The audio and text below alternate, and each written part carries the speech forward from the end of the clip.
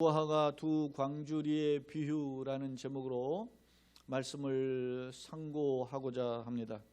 오늘도 주신 말씀 가운데 우리에게 깨달음과 그 교훈의 신비에 새겨지고 그리고 우리의 삶의 현장에 주님의 말씀에 붙잡음으로 말미암아 그리고 하나님을 기쁘시게 하고 내 삶이 다시 한번 용기 백배해서 새롭게 결단하는 축복의 통로가 되기를 예수님의 이름으로 축원합니다. 자, 30부분을 송출하는 내용을 함께 읽도록 하겠습니다. 예레미야 24장은 특별한 예언들, 다시 말하면 예레미야는 1장, 우리가 지금 24장까지 살펴보고 있는데 25장까지를 크게 두 부분으로 나누면 1장은 예레미야의 소명장이고 2장부터 20장까지는 일반적인 예언 9가지가 있고요. 그리고 21장부터 25장까지는 특별한 예언으로 구성되어 있는데 그중에 오늘 24장은 특별한 예언의 세 번째에 해당하는 말씀이라는 것입니다. 그런데 이 특별한 예언은 무화과 두 광줄이 환상으로 이루어져 있어요. 그렇다면 무화과 두 광줄의 환상은 뭘까? 이거는 비유적인 교훈인데요. 예컨대 우리는 앞서 소위 말하면 북쪽으로부터 기울은 끓는 가마의 비유도 우리가 살펴보았고, 우리가 잘 여러분 기억하시는 토기장이의 비유도 우리가 살펴보았지 않습니까? 토기장이 집에 가서 하는 것을 보면서 토기장의 권세 같은 하나님, 진흙에 비유된 인간의 연약 이런 것을 이렇게 보게 하셨잖아요. 그런 비유처럼 이번에는 예레미야에게 환상을 보여주셨는데 그 환상의 내용이 무화과 두 광주리의 환상이라는 거예요. 하나는 광주리는 좋은 무화과 광주리고 하나는 이제 나쁜 광주리, 무화과가 광주리에 담겨져 있음을 알 수 있어요. 예컨대 두 광주리 환상은 하나님께서 장차 유다 백성들을 두 부류로 구분하여 대하실 것이다. 심판이죠.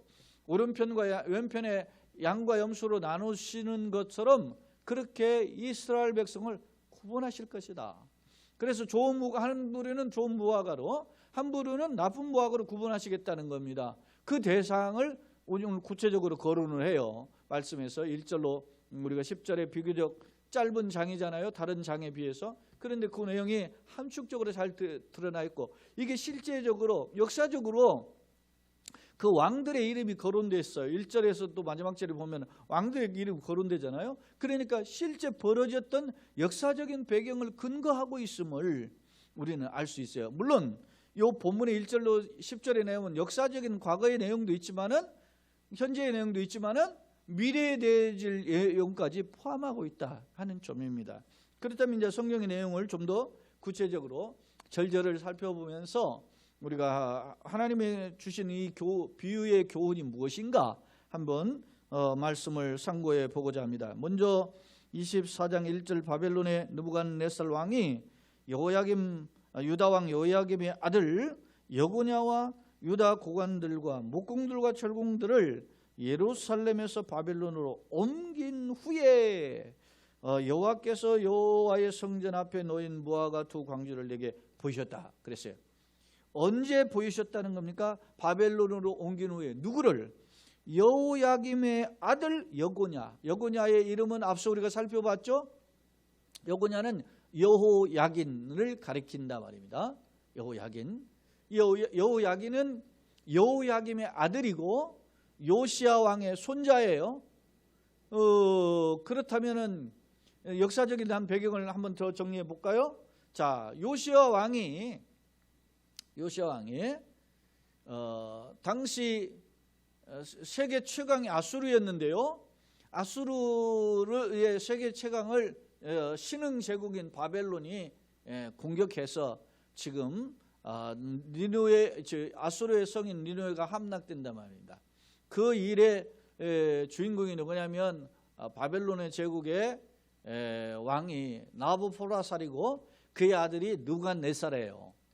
그런데 이 바벨론이 아수르를 침공하고 누르니까 지금 아수르가 어떤 면에서 보면 풍전등화와 같은 위기에 처하니까 그래도 고대 전통적으로는 영향력이 큰 나라인 전통의 강호인 애굽에게 손을 벌린 겁니다. 야, 우리 동맹 도와줘서 동맹해서 이 바빌론하고 한번 맞짱을 뜨자. 그러니까 좋다. 애굽의 바로 느고가 이제 그 동맹을 맺은 아수를 도우려고 지금 아수르 쪽을 향해서 올라가고 있습니다. 올라가고 있는데 이 애굽에서 이 아수르 쪽으로 향하려면 어디를 거쳐야 되냐면 이스라엘 땅을 거쳐야 되는 거예요. 이스라엘의 서쪽 부분을 지금 거쳐서 가려고 하는데 당시 이스라엘 왕인 요시아가 못 간다. 우리 영토를 어떻게 너네들이 지날 수 있느냐 말이지. 그러니까 애굽은 이스라엘보다 규모가 큰 나라 아닙니까? 야, 길을 내지 않으면 너하고 싸워가지고 너부터 칠 수밖에 없다. 그런데도 요시아 왕이 길을 열어주지 않고 전쟁에 애굽의 그 바로 누구와 맞서다가 결국 전사하게 되는데 그 전사한 곳이 무기또예요. 그래서 무기또 전투에서 전사하게 돼요. 이때가 기원전 609년입니다.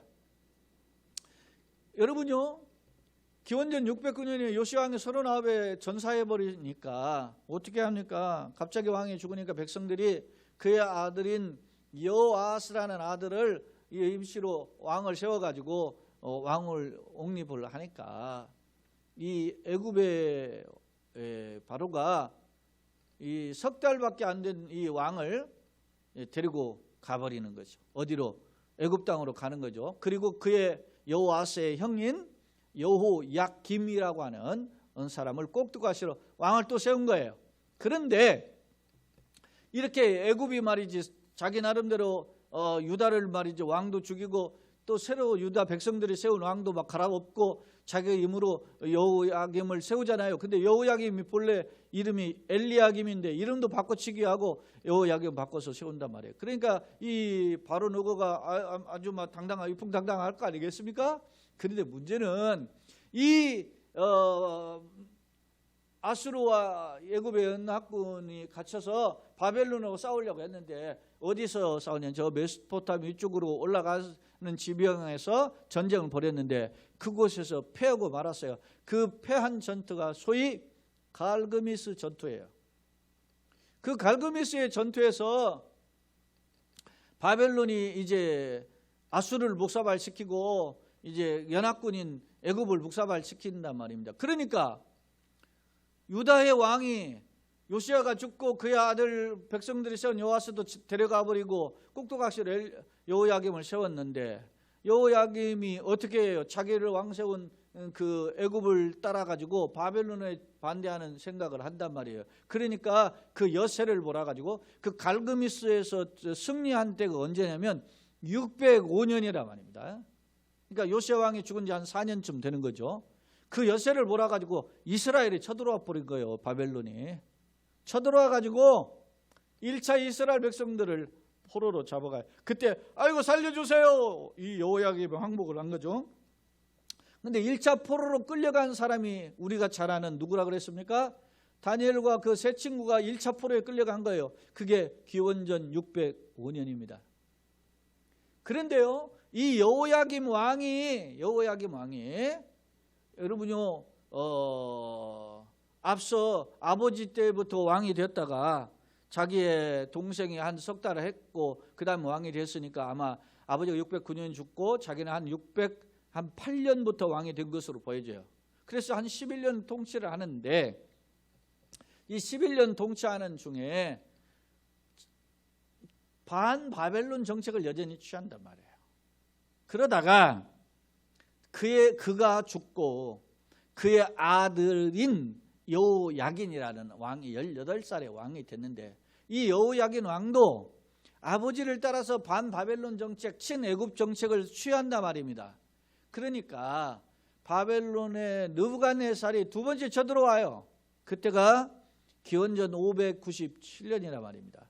앞서 605년이 잡아갔으니까 횟수로 한 7년 정도 지나는 한 8년 되죠. 8, 9년 횟수로 8년 9년 차 이렇게 되는 그때 697년에 쳐들어와요. 다시 쳐들어와 가지고 이제는 어떻게 합니까?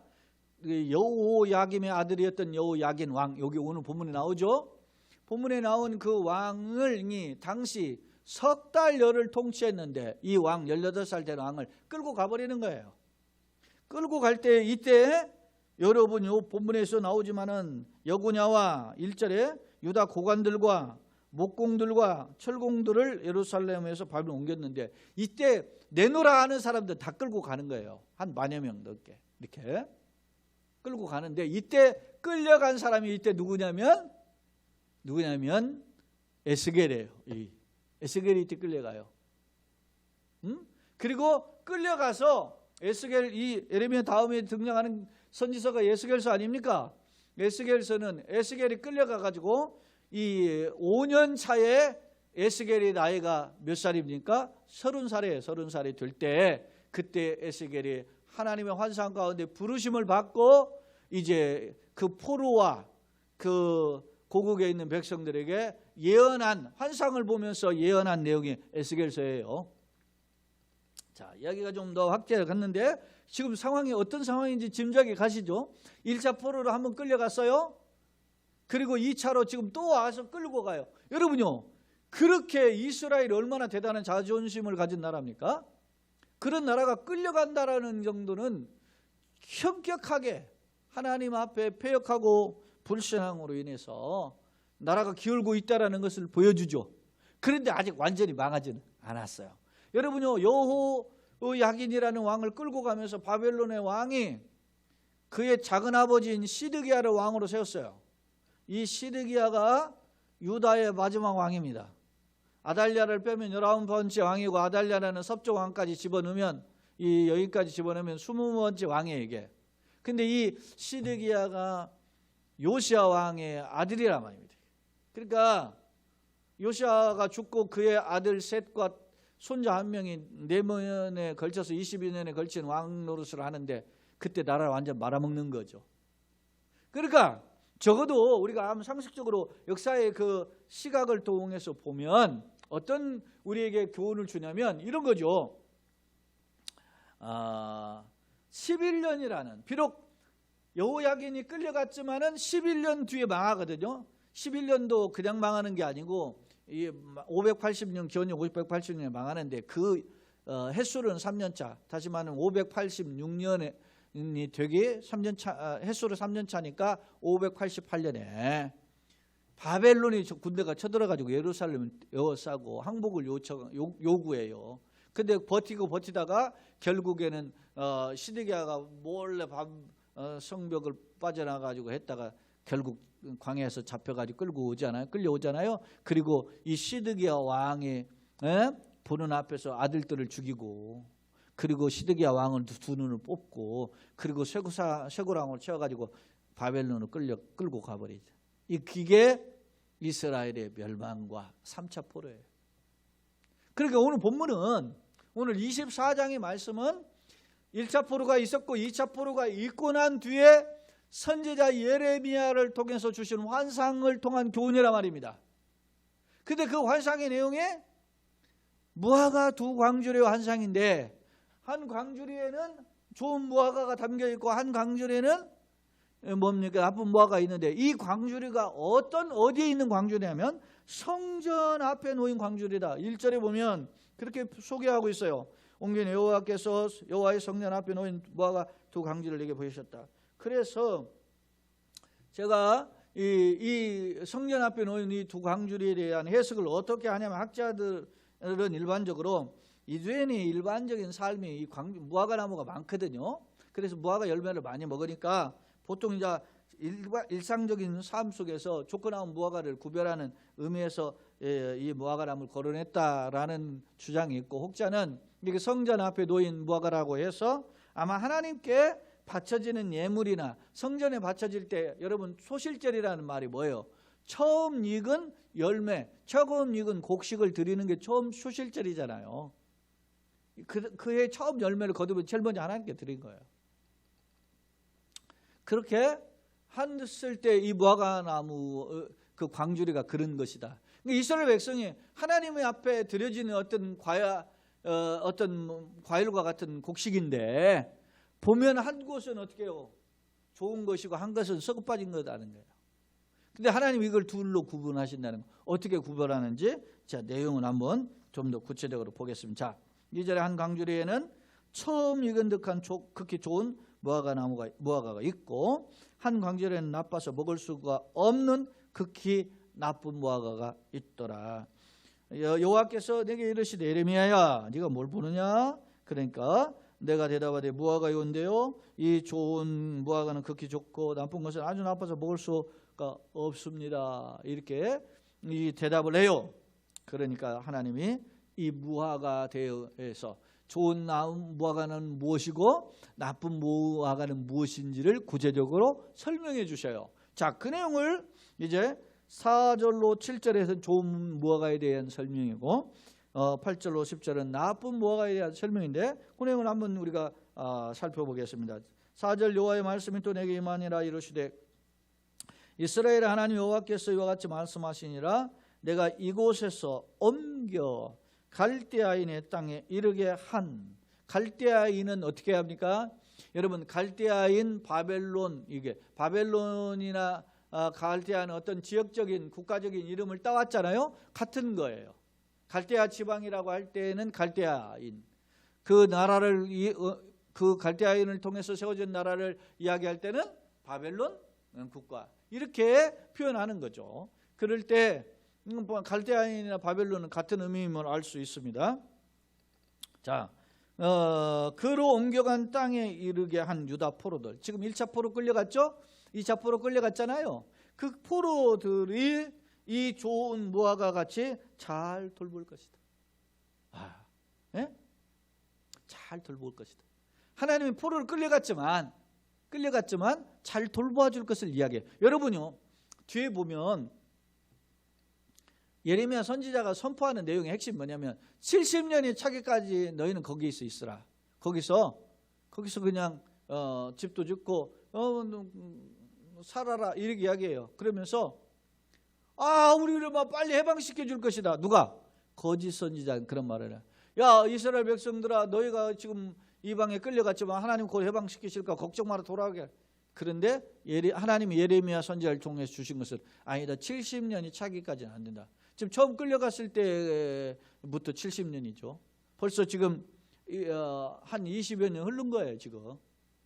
왜냐하면 605년부터 끌려갔으니까 지금 597년이 지났잖아요.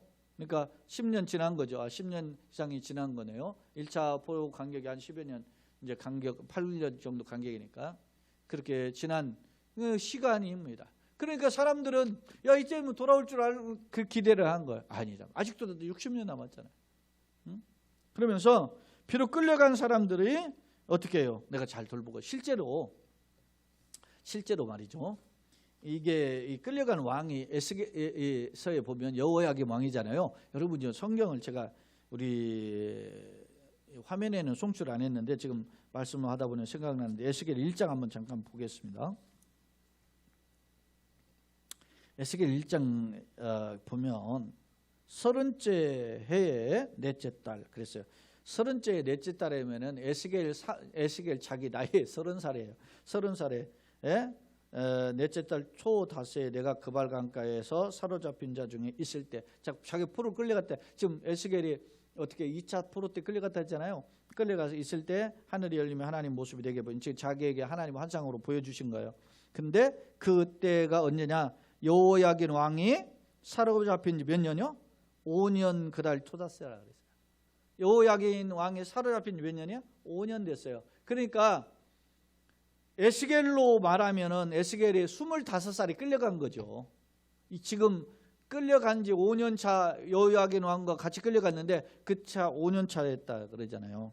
근데 3절에 거기에 뭐라면 갈대아 땅 그발 강가에서 여호와의 말씀이 부시 아들 제사장 다에스에게 특별히 임하고 여호와의 권능이 내게 있느니라 이렇게 표현하고 있잖아요. 그렇죠? 그러니까 이 에스겔에 주어지는 1장으로부터 이제 에스겔 보세요. 48장 이렇게 보면 뭐예요? 성전이 회복이 되잖아요. 환상에. 예? 그러니까 끌려간 것이 절망이 아니라는 거예요. 구체적으로 우리가 지금 이런 내용을 한번 보겠습니다. 이 열왕기하 24장에 보면 여호야긴이 끌려간 내용이 있고, 그 다음에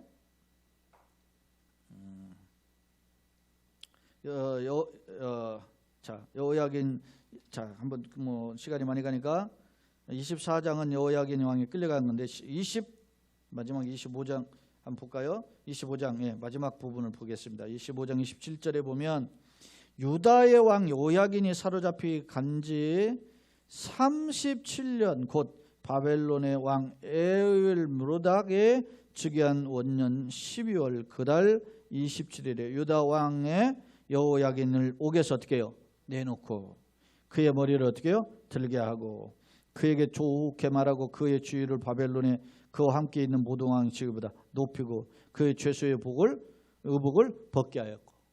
끌려간 지 37년, 긴 기간이 걸렸죠. 18살에 끌려갔으니까 37년이면 우리나라의 55이죠. 그때 이제 회복이 됐는데, 어찌됐든 회복이 되는 거죠. 왜냐하면 지금 여호야긴이 끌려간 뒤에 60년 이상 뒤에 바벨론에서 해방되거든요. 근데 37년 만에 왕의 그 어떤 그 죄수의 신분에서 벗어났다는 것은 회복을 지금 보여주는 거잖아요. 자, 이야기가 좀 확대됐는데 다시 우리가 본문으로 오면, 하나님이 끌어가게 하신 바벨론의 왕의 느부갓네살의 1차 포로 2차 포로 끌려갔는데, 여호야긴 같은 건 2차 포로 끌려갔잖아요. 그리고 많은 어떤 장인들과 귀족들과 이런 고관들과 함께 끌려갔는데, 그 사람들이 끌려갔을 때 이 안 끌려간 사람들은 어떻게 생각하겠어요? 아유 불쌍하다, 쟤네들 포로 끌려갔는데 어떻게 하나, 막 이렇게 생각했을 거예요. 그런데 이건 역설이에요. 하나님이 예레미야 선지자를 통해 주신 말씀은 끌려간 사람들은 내가 잘 돌볼 것이다. 그래, 안 끌려간 사람들은 어떻게 해요? 너네들은 이제 8절로 나와요. 그게 나쁜 무화과로. 너네들은 어떻게 될 것인가? 자, 여러분, 오늘 지금 이게 코로나19 가니까 어떤 사람들이 막 코로나 걸려가지고 막 고생하죠. 지금 우리 2만 명이 넘었지 않습니까? 그러니까 막 온 나라가 막 그 사람들이 뭐 죄인 취급, 아니 그 사람들이 무슨 뭐 어디 가가지고서 뭐 수입에다가 무슨 자기네들이 뭐 감염됐으니까, 물론 외국에서 있다가 걸려서 들은 분들도 있지만, 다 어떻게든지 뭐 누가 들여다 자기에게 해가지고 전파돼서 이렇게 고생하는 거 아니에요? 그럼 우리가 그 사람들을 안타까워 생각하고 불쌍히 여겨야지. 물론 그 중에는 그렇게 말 안 들어가지고 사람 말이지, 전염에 감염에 노출된 사람도 있지만 그 사람들도 어떻게 다 피해자란 말이에요. 그리고 우리가 불쌍히 여겨야 되는데, 막 온 나라 사람들이 그냥 저 사람들 때문에 우리가 막 이렇게 못한다 하면서 막 하는데, 이건 나는 건강한 태도가 아니라고 봐요. 설령 민심이 그래도 국가의 지도자, 대통령이나 어떤 정부의 총리나 이런 어떤 뭐 질병관계본부들은 우리 이 사람들 좀 배려해 줍시다. 그 사람들 말이지 어떻게 피해자니까. 그래야 되는데 막 그냥 구상권이니 뭐니 막 이렇게 해가지고 그 몰아가면 안 돼. 여러분, 우리가 지금 그렇게 하고 있는데 역전될 수도 있다는 걸 우리가 볼 수 있어야 돼요. 나는 이 성경 말씀을 통해서 되돌아보는. 여러분요, 우리가 뭐 손가락질을 하면은 그런 말이 있잖아요. 손가락질 보세요. 손가락질 제가 이렇게 하면 두 손가락은 상대방이 했는데 세 손가락은 나를 향해서 가리킨다. 그래서 남을 때 손가락질 하기 전에 자신을 돌아보는 게 필요하다. 그런 말을 우리가 예전에 많이 했잖아요. 여러분요, 1차 포로 가고 2차 포로 가니까 사람들이 그렇게 생각하는 거예요. 이스라엘 남아있는 사람들이 저 사람들 얼마나 잘못했길래 저러냐, 아마 이방 때는 끌려. 여러분, 이방인들은 이스라엘의 시각으로 봤을 때 개, 돼지란 말이에요. 짐승처럼. 그런데 짐승처럼 여겼던 사람들한테 끌려갔으니까 뭔가 우리보다 잘못했으니까 저렇게 되지 않았냐, 뭐 이렇게 이야기할 거라 뭐 혀를 차면서. 그러나 오늘 하나님은 말씀하십니다. 역으로 오히려 끌려간 사람을 내가 돌볼 것이다. 사랑하는 여러분, 오늘 우리가 코로나19에 건강함에 있으면 먼저 감사하시고 더 겸손하시기를 원합니다. 내가 안 걸렸다고 건방지지 말고 더 겸손히, 하나님 그럼에도 불구하고 나는 이렇게 건강시켜 주시면 감사합니다. 우리 민족은 특히 다른 나라에 비해서 많은 감염자가 있는데, 우리 뭐 세계 순위를 보니까 한 12개 국가가 지금 감염이 됐는데 그중에 우리나라는 순번으로 많은 사람의 순번으로 우리나라 77번째가 그러잖아요. 78번인가. 그만한 것도 감사하지 않아요? 하나님 감사해요. 그런데 우리가 막 잘해가지고 막 내가 잘해가지고 뭐 그런 것처럼 건방진 한 방에 훅 갈 수 있다는 거예요. 자, 이야기가 좀 더 확대됐지만 다시 내용을 돌아봐서 내가 좋은 무화과 같이 너희를 잘 돌볼 것이다. 6절 내가 그들을 돌아보아 좋게 하여 다시 이 땅으로 인도하여. 회복이죠. 포로에서 해방인 거예요. 실제 하나님은 말씀하셔 70년이 차면 돌아오게 한다. 그래서 뒤에 우리가 보면 지금 24장인데요. 29장, 30장, 30 이렇게 가보면은 주님이 예레미야를 통해서 하시는 멘트가 있어요. 너희를 향한 나의 생각은 내가 안 하니 재앙이 아니요 평안이요 장래에 소망을 주려는 것이다. 그러니까 낙심하지 말고 현실을 통해서 절망하지 말고 하나님을 바라보는, 위로를 바라보는 소망을 갖는 말씀에 근거하여서는 그런 믿음과 지혜가 있어야 되는 줄로 믿습니다. 우리가 왜 이렇게 수요밤 예배를 드립니까? 또 새벽 예배를 드리고 우리가 개인적으로 왜 말씀을 읽고 기도합니까? 생명의 주인이신, 달고 오면 말씀의 주인이신, 생사화복의 주인이신 하나님의 약속을 붙잡고 다시 용기를 얻는 거거든요. 그렇지 않으면 뭐하러 우리가 합니까? 그런 힘을 공급도 안 해주시고 위로도 안 해주시고 뭐 아무것도 안 해주시면 우리가 뭐하러 하나님을 믿겠어요? 모든 만물의 주인이 하나님이시기에 그 하나님께 우리가 지혜를 구하고 엎드리고 낮아지고 겸손함으로 우리가 건방지고 교만한 것이 혹시 없었던가 돌아보아서 하나님 앞에 정신을 가다듬고 다시금 말씀을 통해서 심기일전하는 계기인 줄로 믿습니다. 물론 이 예배가 하나님께 감사하고 찬송하며 하나님 더 기뻐하시고 또 그런 은혜를 사모하는 종들을 기억하시고 불쌍히 여기시는 줄로 믿습니다. 바라기는 오늘 말씀이 우리의 이런 신비에 새겨지는 계기가 되기를 예수님의 이름으로 축원합니다. 오늘 말씀에 세우고 여기 보세요. 인도하여 사실은 6절에 보면 그들을 돌아보아 그 다음에 인도하여 세우고 헐지 아니하며 심고 뽑지 아니하겠다. 그렇게 말씀하셔요. 얼마나 반복적으로 여러 번 하나님의 케어 소위 돌보심을 말씀하고 있습니까? 그러니까 사랑하는 여러분, 세상도 하늘이 무너져도 솟아날 구멍이 있다 그럽니다. 여러분 세상도 그래요. 그런데 하물며 하나님을 믿는 우리가 주님 앞에 엎드리면 살 길이 있는 줄로 믿습니다. 여러분 요한계시록에 어떤 면에서 어떤 학자가 그런 말을 하잖아요. 요한계시록은 하나님께서 이 고난의 역경의 세월을 통과하는 사람들에게 주시는 연애 편지, 사랑의 편지다 말이죠. 위로의 편지라는 거예요. 요한계시록이. 그런데 그 편지의 대상이 당시 어떻게 해요? 아시아 7교회에 주신 말씀이잖아요. 근데 여러분 아시아 7교회 충성된 교회가 2교회 있어요. 서머나 교회나 빌라델 교회 충성된 교회, 칭찬받은 교회죠. 그러나 또 칭찬과 책망을 함께 받은 에베소라든지 버가모나 두아도리아 교회들도 그렇게 했지만 그래 책망거리도 있지만 그래 칭찬거리 있어요. 좋다 이거예요. 그런데 말이죠. 여러분 보세요. 사대교회나 라오디게아 교회는 칭찬거리가 하나도 없어요. 책망만 받았단 말입니다. 그런데도 불구하고 하나님은 그 사랑의 편지, 위로의 편지인 그 요한계시록의 말씀을 사도 요한을 통해서 그 교회에 전달하라. 할렐루야. 왜 그렇게 했어요? 기회가 있다는 것입니다. 아무리 냄새나고 아무리 보기에 우리가 정말로 저렇게 손가락질 받아야 될 대상이라도 살 길이 있는 줄로 믿습니다. 저는 이 코로나19가 한국교회 하나님께서 향하신 강력한 경고라고 봅니다. 세상에 대한 경고는 두 번째예요. 여러분요, 하나님이 우리를 향한 말씀 제쳐놓고 세상만 하겠어요?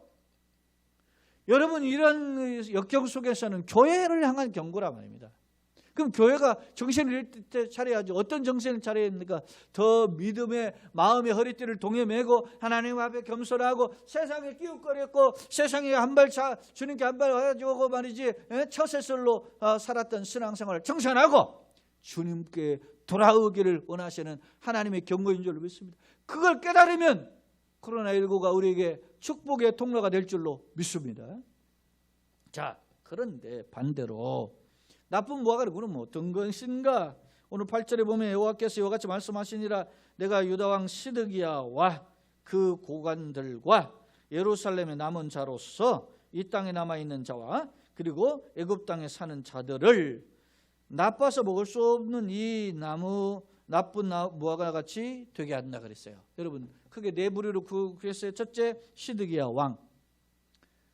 백성을 통치하고 인도해야 될 사람이 말이지 갈팡질팡해요. 시드기야가 말이지 예레미야 선지자가 말할 때는 막 달게 듣다가도 대신들이 말하면 그 말에 쫓아가가지고서는 말이지 오히려 이제 등을 돌려서 하나님 말씀 등 돌려가지고서는 했던 사람이 시드기야예요.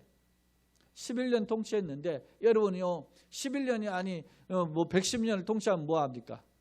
하나님을 떠난 통치는요 그건 패역한 거예요. 우리는 그러잖아요. 뭐 오래 통치하기를 좋아해요. 여러분 오죽하면 이 권력 맛이 얼마나 좋으면 푸틴이 그렇게 대통령 했는데 또 바꿔가지고서는 또 하는데 사람들이 말이지 그걸 78% 넘게 통과시켜줬다 하잖아요. 우리나라도 말이지 이렇게 대통령들 보면은 말이지 그거 막 계속 집권하고 하려고 말이지 개헌하고 그렇게 하다가 한 사람은 좌우 쫓겨나가지고 나라 말이지 떠나야 되고 한 사람은 총에 맞아 죽고 막 여러분이요. 우리가 뻔히 보지 않습니까? 5년밖에 못하고 감옥 가는데 5년밖에 못하고 감옥 가고 5년밖에 못하고 감옥 가는데 정신 못 차리고 지가 뭐 천년만년 할 것 같아요? 정신 차려야 돼. 여러분요 건불 10년이라 했어요. 화무 11억이야. 여러분요 옛날에 부자 3대 못 가는데 요즘 보니까 막 자꾸 막 편법 탈법을 해가지고서는 막 대를 물려서서 가문에 막 재산이 물려가니까 막 오래 갈 것 같죠. 여러분이요 그렇죠. 제가 지난 주일에 이야기했지 않습니까? 어거스틴이 신국론을 시티 오브 갓이라고 하는 글을 22년 동안 집필했는데 뭘 그거 보고 계기를 통해서 그거 신국론을 썼다 그랬어요? 아니면 고토족이 야만족으로 여겼던 고토족이 말이에요. 당시 신성 로마 제국을 쳐들어와가지고 로마를 말이지 불바다시켜버린 거예요. 그러니까 정말로 화려하고 천년만년 갈 줄 알았던 나라가 한순간에 없어지니까 깨달은 거 아닙니까? 어거스틴이 세상 사람들이 세운 나라는 아무리 화려하고 강하고 그랬더라도 무너질 것이다. 여러분요 우리가 보면 그런 말을 하잖아요. 좋은 것을 본받고자 하면 그것을 본받기도 하지만 싫어하는 것도 뭐 욕하면서 닮아가는 거예요. 정치도 마찬가지예요. 권력도 마찬가지요. 저 사람 말이지 독재한다 그러면서 막 자기네들도 흉내내잖아요. 제가 보면 그래요 요즘. 여러분 이거 조심해야 되는 거야. 여러분 우리는 왜인 것 같아요? 마찬가지지. 우리가 정말 마음의 허리띠를 동여매고 하나님 앞에서 다시 정신 차리라는 거예요. 여러분 1차 포로 2차 포로 갔을 때 그들이 자기보다 죄가 더 많아서 끌려갔겠어요? 그런데 당시 왕이나 백성들은 그렇게 생각했다는 말이에요.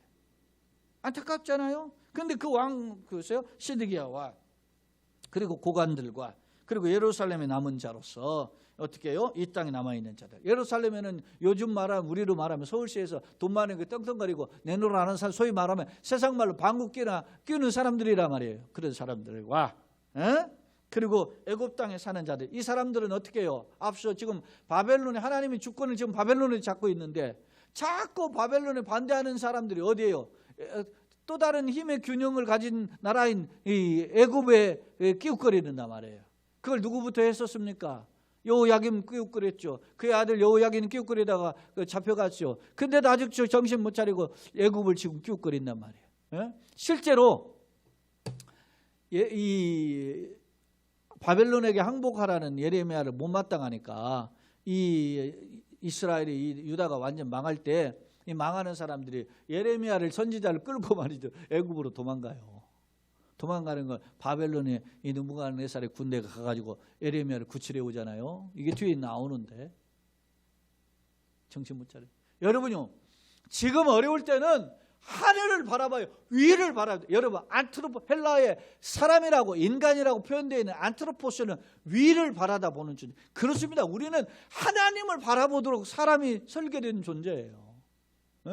땅을 바라보는 게 아니에요. 우리가 비록 땅에 살지만 땅을 보고 있고 땅 속에 땅에 있는 것들을 보고 그것에 박수치고. 요즘 보세요 여러분이 방송 틀면 수십 개의 방송이 있는데 방송 프로그램이 전부 다 뭔 줄 아세요? 먹는 거, 요리 뭐 먹는 거 그런 거 이야기하고 있고, 어떻게 합니까? 여행 무슨 펜션 어떤 집 뭐 이런 거 하죠. 심지어는 요즘은 또 뭐 합니까? 막 집 구경해가지고서는 어떤 집인지 하는 거 해요. 그러니까 나도 이렇게 그 집 보면은 가서 살고 싶고, 너 먹으면 나도 저런 거 먹고 싶고 그러지 않았습니까? 요리사만 나오는 거 아닙니다. 초정인에게 되면은 막 여러분 공중파 채널 돌려보세요. 전부 다 뭐 음식이 싼데 뭐 맛있네 뭐 그래가지고 사람들이 몰리네, 그런 방송만 하고 있잖아요. 눈에 보이는 거야. 그것이 소위 말하면 사람들은 뭐라 생각해? 행복이라 생각해. 소위 요즘 말하는 소확행과 같은 그런 표현을 거기다 대면서 그러잖아요. 사람들의 행복이 거기서 있습니다. 그러니까 거기서 찾으려고 합니다. 돈, 세상 명예, 권력 이런 것에 찾습니다. 그래서 내가 가지고 있는 걸 조금 더 연장하고 싶고, 내 후배에게 내 자손에게 주고 싶고, 내 동료에게 주고 싶어 하는 것이 뭡니까? 그게 가정이고, 그게 어떤 면에서 사업이고, 그게 권력 아니겠어요? 그런데 여러분, 이런 것이 한순간에 와르르 무너진다. 오늘 말씀이 이야기합니다. 이런 자들은 나빠서 먹을 수 없는 나쁜 무화과 같은데, 9절 세상 모든 나라 가운데 흩어서 그들에게 환난을 당하게 하는. 여러분 보세요. 흩어버린다. 환난을 당하게 할 것이다. 그들에게 내가 쫓아보낼 모든 곳에서 어떻게 해요? 부끄러움을 당하게 하며 말거리가 되는 거예요. 가십거리가 되는 거예요. 그냥 입에 올려서 내려서 하는 그 말거리가 되게 하고, 조롱과 저주를 받게 하며 어떻게 해요? 칼과 기근과 전염병. 칼은 전쟁이죠. 기근은 굶주림이에요. 경제적인 허덕이 올 것이다 이런 거죠. 전염병은 이런, 우리 지금 전염병의 허덕이 있잖아요. 이런 경우가 될 것이다. 그들 가운데 보내 그들이 내가 그들과 그들의 조상들에게 준 땅에서 멸절하기까지 이르게 하리라. 뭐 세계적으로 제일 돈 많은 사람 중 한 사람인 빌 게이츠가 이야기했잖아요. 내년에나 백신이 보급이 되고 그렇게 하다가 내후년에나 가야 이게 코로나가 끊기게 된다고. 절박한 이야기예요. 절박한. 그 사람이 그냥 생뚱맞은 소리 하겠어요? 나름 그 자기 돈으로 막 지금 살려보려고 이 빌 게이츠가 좋은 일을 하지 않습니까? 우리가 지금 그 기약이 없는 거예요. 우리가 지금 대면 예배 중단해서 빨리 좀 회복했으면 좋겠는데, 이게 뭐 간단치 않은 거죠. 사랑하는 여러분, 이럴 때 우리가 뭐 해야 되겠습니까? 비록 현장에 올라와서 예배하지 못하더라도 하나님을 찾고 하나님 앞에 겸손히 엎드리고 하나님의 은혜와 지혜를 구하고 능력을 구하고 하나님의 불쌍히 여기심을 간구하는 그런 저와 여러분 되겠고, 그래서 우리가 살고 우리 가정이 살고 교회가 살고 한국교회도 살고 이민족도 살고 세계도 회복되는 그런 길이 열리기를 예수님의 이름으로 축원합니다. 만약에 열리지 않으면 이거 보세요. 산 것 같은데 햇수로 11년 만에 나라가 망하잖아요. 그것도 나라가 망하는데 그냥 한 번에 망한 게 3년, 햇수로 3년 차 그 포로 당해가지고 예루살렘에 함락되고 그 다음에 성전이 함락하게 되고 망하는 거죠. 끌려가지 않습니까? 비참하게. 그때 끌려가는 것은 그 어차피 또 3차 포로가 되지만 그 포로가 2차 포로에 끌려간 모습하고 또 달라요. 안타까워. 자, 교재를 이제 정리한 영상으로 송출한 두 번째 화면을 한번 보겠습니다. 말씀을 정리해 보는데요. 오늘 크게 세 단락이었습니다. 1절로 3절 여호야긴 왕과 고관들이 바벨론으로 끌려간 이 지금 여호야긴이 끌려갔을 때 두 번째예요. 2차 포로 후에 하나님은 선지자 예레미야를 통해서 무화과 두 광주의 환상을 보여주셨는데, 하나는 좋고 하나는 다른 나쁜 무화과였어요. 그러면 그 내용이 뭐냐? 그러니까 하나님은 유다 백성의 범죄함으로 비록 갈대아인 바벨론 땅으로 포로가 되었지만 그러나 완전히 어떻게 해요? 허물지 않으시고, 말 안 듣는 놈도 심판에서 끌려갔긴 했지만 그러나 그들 어떻게 해요? 주님이 잘 돌보시고 회복하실 것을 약속하셨어요. 이게 뭐예요? 은혜가 풍성하신 하나님, 사랑이 풍성하신 하나님을 보여줍니다. 그러나 여러분 8절로 10절에 나쁜 무화과, 여전히 하나님의 사랑에 거하기를 거부하는 자들이죠. 그런 자들은 시드기야 왕을 비롯해서 그 기타 이제 고관과 백성과 특히 애굽 의지하는 자들까지 거론하면서 결국 그들은 포로로 끌려가 조롱을 당할 것이다. 그러면서 그들에게 뭐가 있습니까? 칼과 기근과 전염병에 잡히게 되고 사람들에게는 조롱거리가 될 것임을 경고하잖아요. 자, 세 번째 본문을 정리한 내용입니다. 바벨론 1, 2차 포로와 두 광주리의 교훈을 제가 정리해봤어요. 역사적 배경, 바벨론 1차 포로 BC 기원전 605년 애굽과의 갈그미스 전투에서 승리한 그 바벨론이 유다까지 쳐들어와서 백성들을 포로로 잡아간 바 있어요. 이때 왕이 누구냐면 여호야김이에요. 이게 지금 포로 뒤에 이제 나온 여호야긴의 아버지죠. 통치했어요. 그때 한번 끌려갔고, 그 다음에 2차 포로, 그때 1차 포로 끌려갔을 때 아까 제가 말씀드린 다니엘이 있었다죠. 2차 포로는 BC 597년 여호야긴 왕과 귀족들이 끌려갔는데 이때 끌려간 사람이 에스겔이 포함되어 있다는 거예요. 그런데 외형적으로는 반바벨론 정책 때문이지만 하나님은 경고를 무시했기 때문에 이렇게 끌려간 거예요. 1차 포로, 2차 포로 끌려간 거예요. 그런데도 하나님은요, 그 어떤 면에서 보면 3세번이잖아요. 2차 포로 끌려간 자들에게 오늘 지금 두 광주의 환상을 종해서 끌려간 사람 내가 회복시키겠지만 끌려가지 않고 건방지고 교만한 자, 아직도 하나님 앞에 회개하고 돌아오지 않는 자들은 심판하겠다. 그런 것이요. 두 광주의 비유 역설이 뭐예요? 좋은 무화과 비유는 비록 포로로 끌려가지만 회복될 것이다. 나쁜 무화과는 뭐예요? 왜 남은 왕과 고관 애굽을 의지하는 자는 심판을 받을 것이다. 교훈입니다. 국가와 백성의 생사화복이 인간적 판단에 있지 않고 하나님 주권에 있으므로 고무술수를 버리고 하나님께 돌아와 생명의 말씀 붙잡고 살아야 함을 강력히 교훈하고 있습니다. 결론, 자, 본장은 이제까지 경고로만 선포되었던 유다에 대한 하나님의 심판이 두 차례 바벨론의 침공으로 이미 성취되었던 상황을 기록하고 있다. 뿐만 아니라 장차 벌어질 회복과 심판을 무화과 두 광주리의 환상을 통해서 보여주고 있다. 이는 무엇을 교훈합니까? 심판에 대한 하나님의 말씀, 다시 말하면 예레미야를 통한 예언이고 선포죠. 현실 속에 나타났음에도 하나님은 계속 경고해서 예레미야를 통해서. 그런데 그 현실로 그게 나타났는데도 회개잖아. 그러니까 그런 죄악적인 방하는 자들을 엄중히 어떻게 해요? 경고해요. 이 세 번째 심판은 더 무시무시할 거다. 실제로.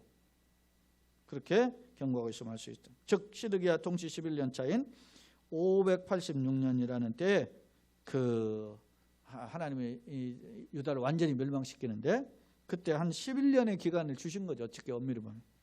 주어졌지만 엎드리지 않고 오히려 선지자를 대적했어요. 예레미야를 막 시대 때려 가두고 지구덩이에 가둬버린 왕이 시드기야 왕 아닙니까?